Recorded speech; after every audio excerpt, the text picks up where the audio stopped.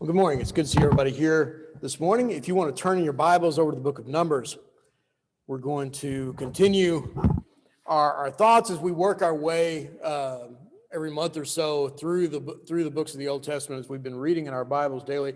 I tried to this time do the book before we finish reading it, if nothing else, just to give everybody some things to think about as you're going through the book.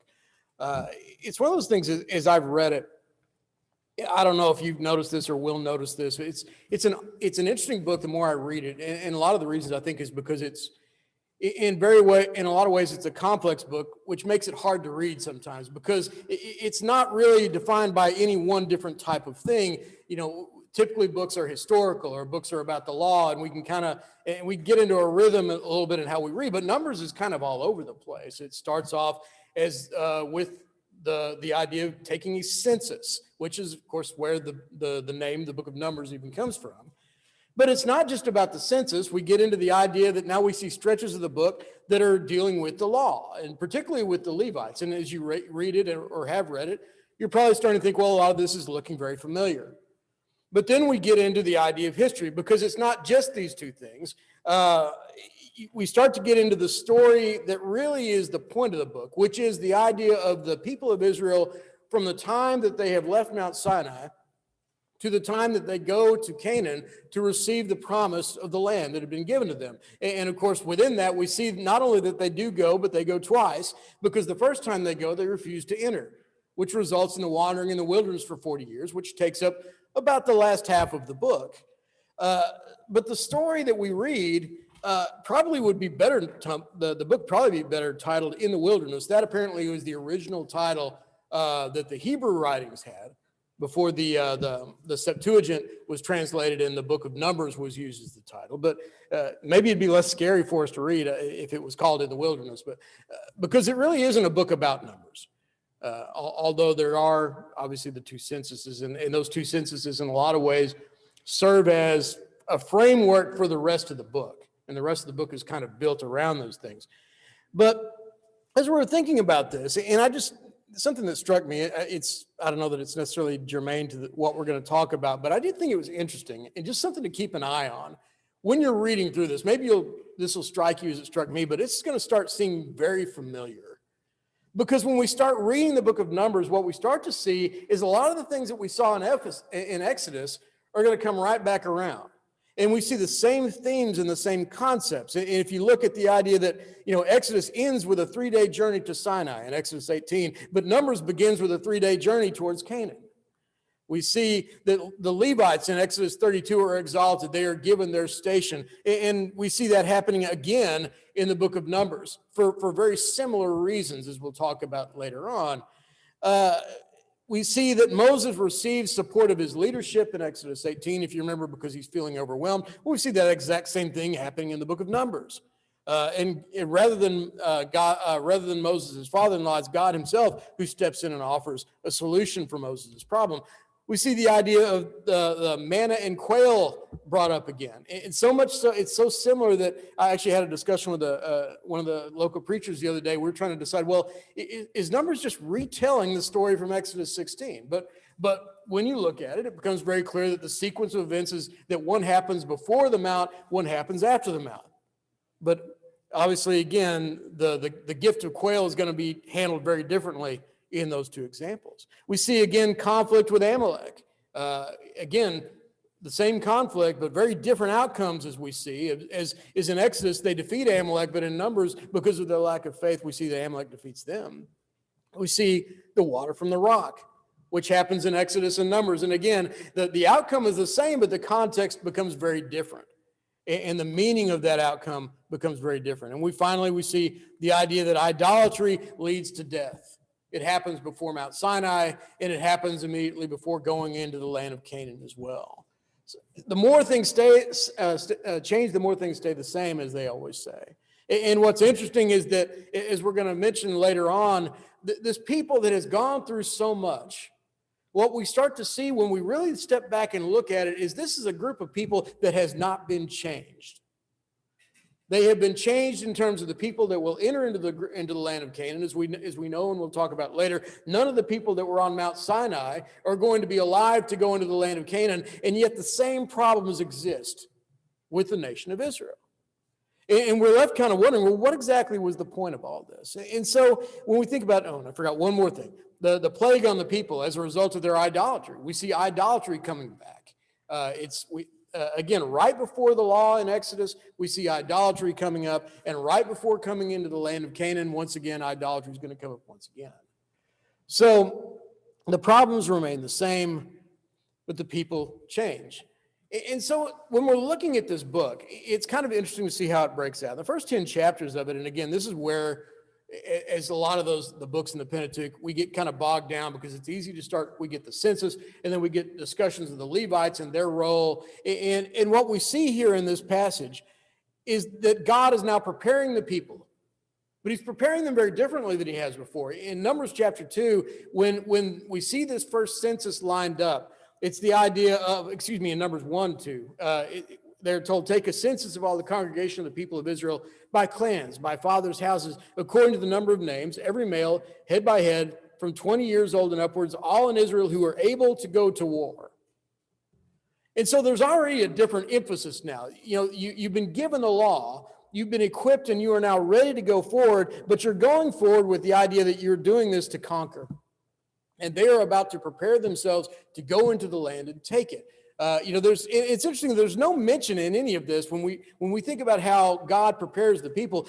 There's no mention of the armies in terms of any training, any equipment, any armor, anything that they are prepared, except for the law, because they're given this covenant relationship with God, and that is going to be the thing that prepares them. And I think it's no accident that immediately after this discussion, after the census, or maybe even during the time that the census was being taken, God gives Moses instructions on how the camp is going to be arranged. And as we read the story, what we find is that God wants the tabernacle to be in the middle of the group, and all the 12 tribes are going to be arranged around it, and not just around it, but in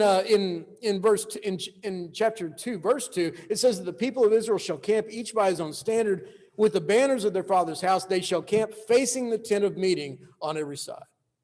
So in other words, it's not just that you're going to camp around the meeting. I want to make sure that you are pointed and facing the tabernacle, so that when you get up in the morning, you see the tabernacle. When you go to bed, the last thing that you see is you look back and you see the tabernacle. And there's a constant reminder that God is with you, that God is in your number. And I think that's one of the big keys, of course, of what's going to get them through the wilderness. If you remember that God is in your midst and you arrange your life around God, things will be well with you. And there is some, I think you could make an argument that this is what Israel eventually loses. And the reason that the nation eventually splinters, once they get back into the land, they start their kingdom, and eventually, of course, the kingdom divides and falls apart. And one of the big reasons is because they're no longer structured to center themselves around God. The nation of Israel, as it splits from the nation of Judah, the very premise is we don't have to be centered around God. We don't have to have all one focal point. We can worship wherever we want. We'll set up our cities where we'll go and offer sacrifices. We'll have our own priests. We'll do whatever we want to do, and we're not going to worry about making sure that we are always focused on the commandments of God. But for now, at least, they understand that point, and so they're focused around God. And we also see the idea of the tribe of Levi, which is singled out, and more we see attention paid to why it is that God has specifically picked out Levi and what their role is going to be. In chapter 28 of Exodus, you remember that Aaron's sons are singled out. They're going to be the priests. But there's nothing really said about the tribe of Levi specifically, just Aaron and his sons. And we were talking about this in the Friday night class. This is my shameless plug for coming in and joining us on the Friday night class, that we're talking about what the workload it must have been, because Aaron only had 4 sons, and very shortly he's only going to have 2 because Nadab and Abihu were killed. As a result of that, you think of all the sacrifices and all the work that has to be done by these 3 men, because the Levites weren't actually performing the sacrifices. And we always wonder, well, how did that even work? But God has roles for them too. And in Numbers chapter 3, we see the idea that he is going to specify the roles of the people of the people of Levi, and he has to take a census, first of all the people. There's a second census that is taken. It's not really a census, but it's a number, he says in verse 40, of all the firstborn males of the people of Israel from a month old upward. Now, these aren't just the people that are ready for war. These are the firstborn of Israel. Because he says, I'm going to use the tribe of Levi to be there. I'm going to redeem the firstborn of all Israel. If you remember back in Exodus, he said that all the firstborn are mine. Well, what does that mean? It always reminds me of Samuel, the idea that he is devoted to the Lord. He is God's, and he is going to be God's servant. And the Bible talks about, as God promises, that Israel is going to be to him a kingdom of priests, which is going to be an odd thing because, as we already saw in Leviticus and now we see again in Numbers, not everybody's going to be a priest. That's going to be a point of contention later in this book. But the idea is, how can we be a kingdom of priests if we're not all priests? And his point is, I'm going to use the tribe of Levi. They are going to stand in your stead. They are going to be the ones through whom Israel is redeemed. He talks about this idea of a redemption, that each of the Levites stands in for the firstborn of Israel. And if there's more people than there are Levites, then you're going to give a piece of money to the Levites for that purpose. And so we see this redemption starting off. And as God goes in and talks to Moses about the role of Levi and that tribe, what we see, we've already seen that they are going to be the ones that are going to minister to the tabernacle. And he outlines that each, the three houses, the three sons are going to have specific roles in the caring for the tabernacle and picking it up and moving it and putting it back together again. But it's interesting that in Numbers, there is a different emphasis that is placed, because they're not only going to be dealing with the tabernacle, their duty is not only going to be pointing towards God, but it's going to be pointing towards their fellow Israelites. And in fact, their role is to guard the people and to guard the tabernacle. And he describes this in Numbers 3. He says in verse 5 and verse 6, bring the tribe of Levi near and set them before Aaron the priest, that they may minister to him. They shall keep guard over him and over the whole congregation before the tent of meeting as they minister at the tabernacle. They shall guard all the furnishings of the tent meeting and keep guard over the people of Israel as they minister at the tabernacle. And you shall give the Levites to Aaron and his sons. They are wholly given to him from among the people of Israel. And you shall appoint Aaron and his sons, and they shall guard their priesthood. The idea is that as he arranges the tribe of Levi, in fact, Levi is centered around the tabernacle. They're basically going to serve as a barrier to keep the people of Israel separated from the tabernacle. And we see, in fact, in Numbers 3, when it talks about that arrangement, Moses and Aaron themselves are going to be seated and camped on the east side next to the entrance, at the place of greatest importance, to make sure that Israel doesn't get too close. Because the idea is that you're going to be traveling and you're going to have God in your midst, but you can never forget that God is separate from you, that God is distinct from you, and that God is holy. And unless you have been given permission, unless you have been given a specific role, you don't have the right to approach God. And what's interesting about that is in chapter 4, we see that even the Levites had to be protected. Because, in fact, we were talking about this either last week or the week before. We're talking about, well, how did they manage to take care of the things that are in the tabernacle because they were holy? How did they pack those things up? Well, in Numbers, we find out. And it's interesting that when God talks about this, he tells Aaron to make sure that Aaron and the priests are going to be the ones that are going to take all of these things down, but you need to make sure that they are covered up and properly packaged. And then the sons of Kohath, the ones that are responsible for the articles within the tabernacle, then they can come and move it. But you need to make sure that they're all properly covered, because even the children of Levi can't approach these things. They can't see the things that are hidden within the tabernacle. There's this idea of God being holy among you, but even among the people of Levi, they're going to be separated. So, and I think I mentioned this last Friday, as we see these first 10 chapters, we're not going to go through all these. Obviously, I got to try to get through all this in 30 minutes. That's not going to happen. But it's interesting to see this theme that is repeated 12 times in the first 9 chapters. There's some variation of the concept that they did all that the Lord commanded Moses. It is emphasized over and over and over again. The people were dedicated to the law. They were trying to do things right.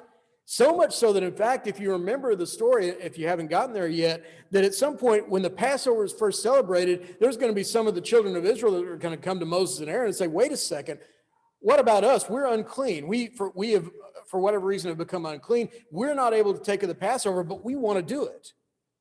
And God makes a provision that in the second month, you will be able to do it. These people were not indifferent towards God. They weren't indifferent towards the law. They were engaged. They wanted to be a part of things. And yet, what do we see? It's interesting that at the end of chapter 10, when they start off on this 3-day journey into the wilderness, and it says, whenever the ark set out, Moses said, arise, O Lord, let your enemies be scattered, and let those who hate you flee before you. And when it rested, he said, return, O Lord, to the 10,000 thousands of Israel. And the people are committed. 3 days later, in the very next verse in chapter 11, what does it say? And the people complained in the hearing of the Lord about their misfortunes. The complaints returned, and what we see is we see in the next 4 chapters that the complaints that are being made are really nothing new. They're the same thing that we've been complaining. The law didn't change anything because we're still just eating manna. And we still want something else. And in verse 4 through 6, we hear the complaints of the people. And they say in verse 5, we remember the fish we ate in Egypt that cost us nothing. And one of the amazing statements in all the book, the idea that I can remember back in it, the food was so good, and it didn't cost us anything, which is an amazing statement because it cost them everything. They were enslaved. They had no freedom at all. In fact, they were enslaved to the point that they were crying out to God to deliver them. And now all of a sudden, none of that's remembered anymore because now all we can think about is all the food that we don't have. And we see, second of all, in chapter 12, more complaints, this time not from the people specifically, but even from Moses' own family. Because in Numbers chapter 12, now Miriam and Abram now speak out. And it says in verse 1 of that passage that they spoke out because of the Cushite woman whom he had married. Now, and it's some confusion that comes up as a result of that. It seems most likely that this is not talking about a new wife, that this is talking about the wife that Moses married when he was in Midian, along with his father-in-law Jethro, who is called Reuel in the book of Numbers. Again, another confusion thing. He has multiple names that are often referred to him as. But it appears that this is the same woman he's talking about. Now, Miriam and Aaron have had nothing to say about her all this time, but now in the wilderness it becomes an issue. And the suspicion is that this is due to something that happened in the previous chapter. In Numbers 11, we talked about the idea that Moses is asking for help because he's overwhelmed with, the people are complaining and he just didn't know what to do about it. And God tells him to bring out 70 men, 70 elders, and I'm going to put my spirit on them. And it says in verse 24 and 25, it says, the Lord came down in the clouds and spoke to him and took some of the spirit that was on him, being Moses, and put it on the 70 elders. And as soon as the spirit rested on them, they prophesied, but they did not continue doing it. Well, who else prophesied? Well, Miriam and Aaron prophesied from time to time. And it seems as if that becomes an issue because when Moses and Aaron's, when Miriam and Aaron speak up, their argument is, well, is Moses the only one who prophesies? We've done it too. Why aren't we being exalted? Why don't we have authority? Why aren't we put in position of leaders? Why is it that Moses is the only one that you're listening to? And it almost seems as if that Moses and Aaron and Miriam are thinking, well, God appears to us in dreams and gives us prophecies. He's probably doing the same exact thing to Moses. So how do I even know that Moses is saying exactly what God told him to say? Moses is just trying to figure out from those prophecies and those visions that he's been getting, just like we are. So why can we trust that what Moses is telling us is any better than what we're telling us? And so Moses has to have God appeal on his behalf. It makes it very clear that what's happening with Moses is very different than what's happening with anybody else. Because he says, hear my words in verse 6 of chapter 11. If there's a prophet among you, I, the Lord, make myself known to him in visions. I speak with him in a dream. Not so with my servant Moses. He is faithful in all my house. With him I speak mouth to mouth, clearly, not in riddles. And he beholds the form of the Lord. Why then were you not afraid to speak against my servant Moses? The idea that Moses isn't making any guesses about God, what God wants. Moses isn't trying to interpret a dream to figure it out. Moses is telling you word for word exactly what God has told him to do. And that's an important point, as he says, Moses is faithful in all my house. He's done everything that I've asked him to do, and you ought not to be rebelling against him. But the rebellion continues, and it goes right up to the time in Numbers 13. Of course, maybe the most remarkable example of rebellion that we see, when the spies go into the land, they've made it up to Canaan. It's taken them probably about 11 months or so to travel from Mount Sinai up into this area, and they're ready to go in. They've sent in the spies, and what happens? The spies come out, we can't take the land.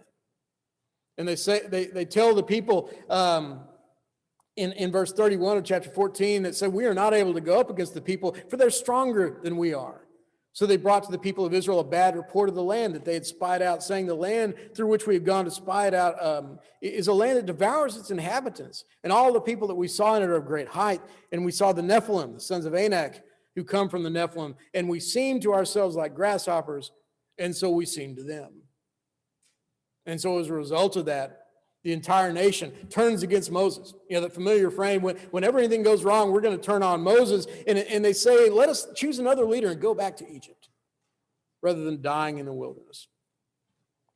And when we think about what the people just decided, this is a pretty remarkable statement. These are the people that stood at the mount of the Lord less than a year later and saw his glory and saw his power and said, everything that you have said we will do. We want to be in this covenant relationship. We want to be your people. We are ready to receive the promise to Abraham and Isaac and Jacob, the thing that they have been looking forward to all this time. And now they're right at the doorstep and they say, we don't want it. We can't get it. This is not just the idea that they're expressing a lack of faith in God. They're renouncing the promise that God had made. We'd rather go back into slavery back in Egypt than go into the land that you have promised, because we don't trust that you can do what you promised to do. And it's interesting, God turns to Moses in verse 12, and he says, I will strike them with pestilence and disinherit them, and I will make of you a great nation, greater and mightier than they. Let's start over with Moses.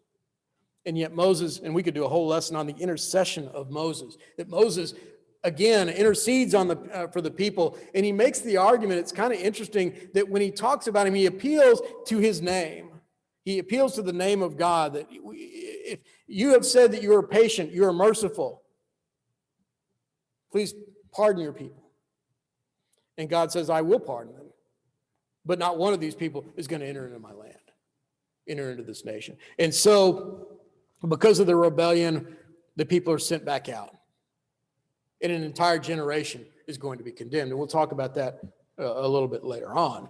And in chapter 15, it's kind of interesting. It almost feels like the book resets somewhat, because we get to 15, there's no real mention of the people turning around and going back to the wilderness. We just change subjects. Because in chapter 15, we start talking now again about some of the rules of sacrifice and some of the rules of purity. Because we start to see now that God's covenant has to be reestablished for the new generation of people. As the old generation is dying out, these new things have to be reestablished. And it's interesting that at this point, the reminder verse that we're probably pretty familiar of in Numbers 15 comes out. That command that God gives them to attach to your garments a blue string, so that when you see it, you'll be reminded to listen and follow God's commandments, as he says, not to follow after your own heart and your own eye, which you are inclined to whore after. Maybe I should do that. Maybe we all, that might be a pretty good idea, to have some kind of a string attached to my sleeve, so that every time I think about doing what I want to do, I look down and remind myself that I'm God's person. I'm not my own. That's the reminder that he has to give them, because clearly they've forgotten about that. And there's this reemphasis of the idea of the role of the Levites as we go through. And again, we'll skim through a lot of things, but we see it sparked in large part by the rebellion in Numbers chapter 16 from a man named Korah. And if you remember, we didn't go into a lot of the details about the assignments, but if you remember, Korah, who was one of the sons of Kohath, these are the people whose job it was, as we talked about, to take the elements of the tabernacle that are considered holy, all these things, and they're going to carry them, but they're not allowed to see them. They're not allowed to touch them. They are still kept at a distance. And Korah apparently doesn't feel that that's fair. He doesn't feel like it's right. And he argues, it says, and he gets people from the tribe of Reuben and some of the other people, and it says in verse 2 of chapter 16, They assembled themselves together against Moses and Aaron and said to them, "You have gone too far, for all the congregation of Israel is holy, every one of them, and the Lord is among them. Why then do you exalt yourself above the assembly of the Lord?" It's kind of a similar argument to what Miriam and Aaron made. Moses, why is he special? Why is he any different? If we are indeed a kingdom of priests, why is it that we have these things that we can't do but somebody else can do? Does that sound familiar? Does that sound like something that's going to be a problem for Israel? All the way up through the time of Jeroboam, when he divides the kingdom and says it's not fair that we can only have priests from the tribe of Levi. We're going to have priests from all the tribes because we don't want to hold anybody back. We don't want to separate anybody, even though that was God's plan, even though that's what God commanded. And what's interesting about this is that after God deals with this, we see this dramatic scene where God tells them to assemble the people, and he separates out those who have been in rebellion, and the earth literally swallows them whole. And what's the response of the people? It says in verse 41 that the next day the congregation of the people of Israel grumbled against Moses and against Aaron, saying, "You have killed the people of the Lord." As if Moses, by his own power, cause these people to die. We're not going to recognize that this is from God. We're going to continue to rebel against Moses. And as a result of that, another plague comes in. And people are again starting to die. And Moses again has to intercede. He tells Aaron to take a censer and run into the midst of the fire that had started in the camp so that the people would be spared. But 14,700 people died as a result of this continued rebellion against God. And one of the most tragic things about this is this rebellion finally takes its toll on Moses, because we see in chapter 20 the story of the rock at Meribah, where, and we'll talk about this a little bit more lately, where Moses is besieged by the people because they have no water. He appeals to God, and God tells him, "Well, take your rod, speak to the rock, and it will bring forth water." And Moses goes to the rock and speaks to the people, and kind of speaks in a way that seems a little bit on the arrogant side. It says, "Here now, you rebels, shall we bring water for you out of this rock?" And he lifts up his hand and struck the rock with his staff twice, and water comes forth. But the Lord says to Moses and Aaron, "Because you did not believe in me to uphold me as holy in the eyes of the people of Israel, therefore you shall not bring this assembly into the land that I have given them." But you know, it's interesting that despite all of this, despite their rebellion, this is the 40 years in the wilderness that they're supposedly cleansing out the rebellious people and raising up a new generation of people to go into Canaan. But they're still rebellious. They're still struggling with sin. They're struggling with the law. And yet God brings them back to Canaan and orders a new census. Because these people, the different people with the same problems, are going to go into the land. Because if you remember, as you read through these, you're going to see that these people are going to be experiencing a lot of military success. As God brings them back up towards Canaan, they go back through the Canaanite king Arad. They're going to defeat him. They're going to find the Amorites again, and they defeat them. In fact, they even settle in the Amorite cities at that time, which is going to lead Reuben and parts of Reuben and parts of Manasseh to say, "Wait a second," or Gad, excuse me, to say, "We'd like to stay here. We like this land. We're going to stay here. We'll go fight with you, but we'd like to stay where we've settled now." They're going to be conquering this land, and it's not until Moab and Midian finally realize that there's a way that we can defeat Israel, and it has nothing to do with military power. Because if you remember the story, we read here the story of Balaam and Balak, which is, again, worth its own lesson. As Balaam, the prophet, is called by Balak, the king of Moab, along with the Midianites as well, and he's told to curse Israel. And he can't do it. And 3 times he blesses Israel. And we're kind of left with that. But what we see in the very next chapter is that what we later learn through Balaam's influence and by Balaam's suggestion, the Moabites and the Midianites are able to turn Israel to idolatry through the influence of the Midianite and the Moabite women. And we see in chapter 31 that once again, these people who are on the brink of going into the land turn from God and turn to idolatry. So what makes these people different? Why are they going into the land? Because at this point, God could simply say, "All right, you haven't learned your lesson. We're going back into the wilderness for another 40 years. But he doesn't do it. Because and there's an emphasis, by the way, in Numbers 26, when he does that second census, the number is, I forget what the number was. I think it's about 5,000 or 4,000 different. It's essentially the same number that's now going to go into Canaan as left Mount Sinai. But the difference that Moses emphasizes is that not one of these people in this census was at the mount. All of them, with the exception of Joshua and Caleb, are going to have died in the wilderness. So why is he allowing this group to come in? And I think this gets to the message of the book of Numbers. So I've introduced everything to make this point. Because there's one group that accepted God's gift and one that didn't. Both were idolatrous. Both were unfaithful. Both grumbled. Both were uncontent. But at the end of the day, one of them got to Canaan and said, we will go in as God has commanded us to go. And one of them didn't. One group accepted God's gift. And as written later on in the chapter, that's something I missed the place in my notes. In Deuteronomy chapter 9, I'm skipping ahead a book. When Moses is talking to the people, he makes this point to them. He says, do not say in your heart, after the Lord your God has thrust them out before you, it is because of my righteousness that the Lord has brought me into possess this land. Whereas it is because of the wickedness of these nations that the Lord is driving them out before you. Not because of your righteousness or the uprightness of your heart are you going to possess the land, but because of the wickedness of those nations, the Lord your God is driving them out before you, that he may confirm the word that the Lord swore to your fathers, to Abraham, to Isaac, to Jacob. Not going in because you figured it out. You're not going in because you were better than your fathers. God made a promise to your forefathers to bring you in, to bring his people in, and he's going to fulfill it. And in Romans, when Paul's describing this, I wonder where, although Paul's not using this statement in the same context, I think there's an application as well. Because when he's describing the Gentiles and the Jews and how they approach God, he tells them in Romans 9, verses 30 through 32, what shall we say then? That Gentiles who did not pursue righteousness have attained it? That is a righteousness based by faith, that is by faith. But that Israel, who pursued a law that would lead to righteousness, did not succeed in reaching the law. Why? Because they did not pursue it by faith. They didn't believe. They didn't trust God. And that's really the difference between these two groups. The first group fell short, not because they had committed idolatry.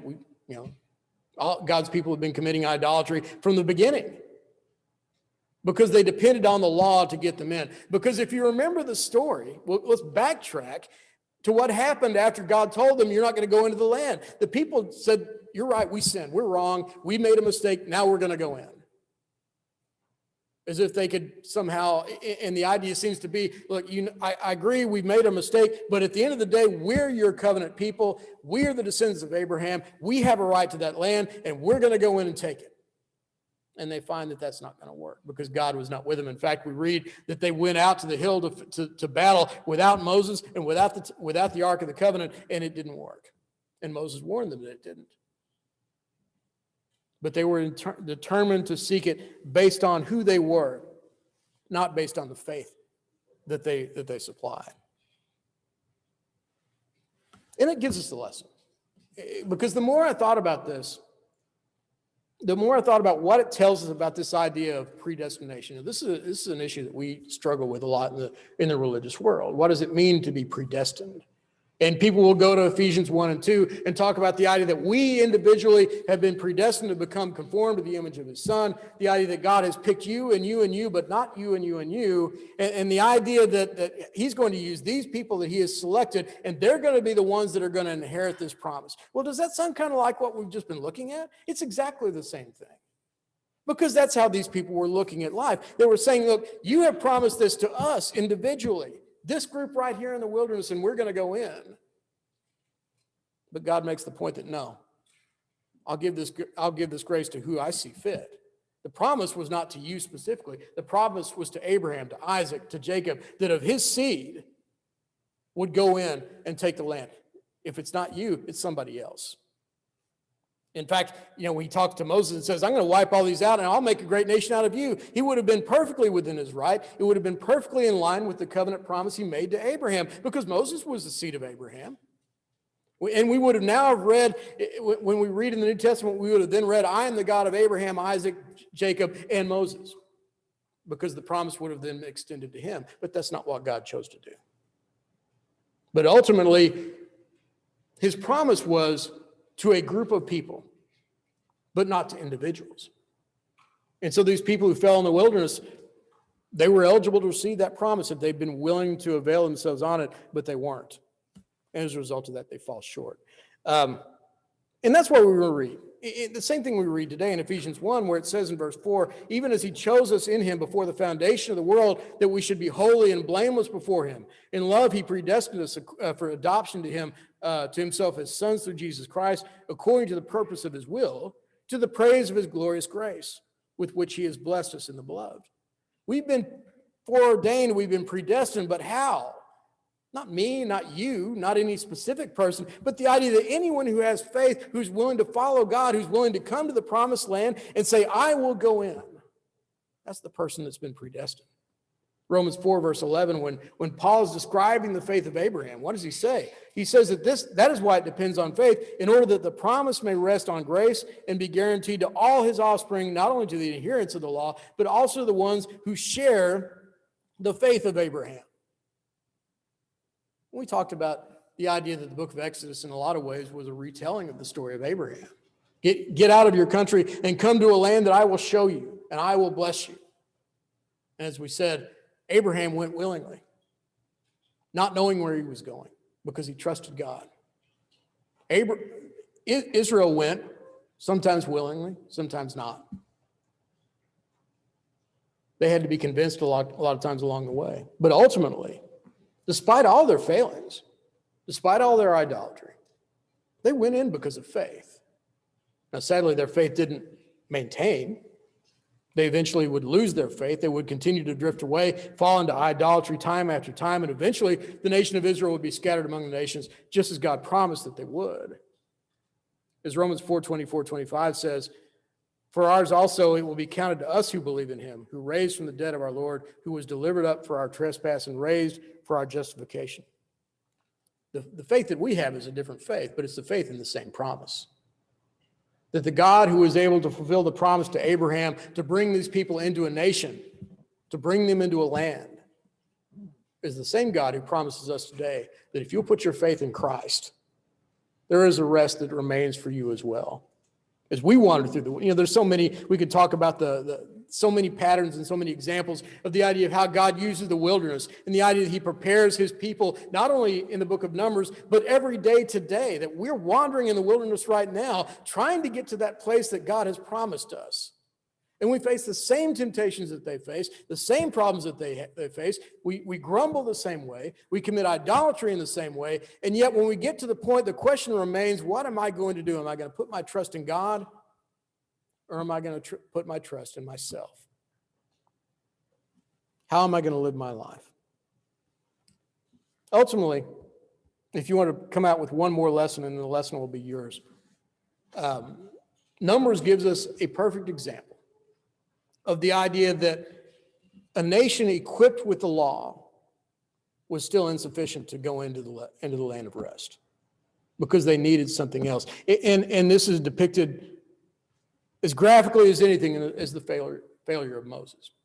One of the saddest stories, I think, in all the Bible. And again, we're not told specifically what exactly Moses did that caused him to sin. And it may have been a multitude of things, frankly, because we see the attitude in the frustration, the arrogance that he displays when he speaks to the people. He doesn't point them to God. He points them to himself and Aaron. Must we draw water out of this rock?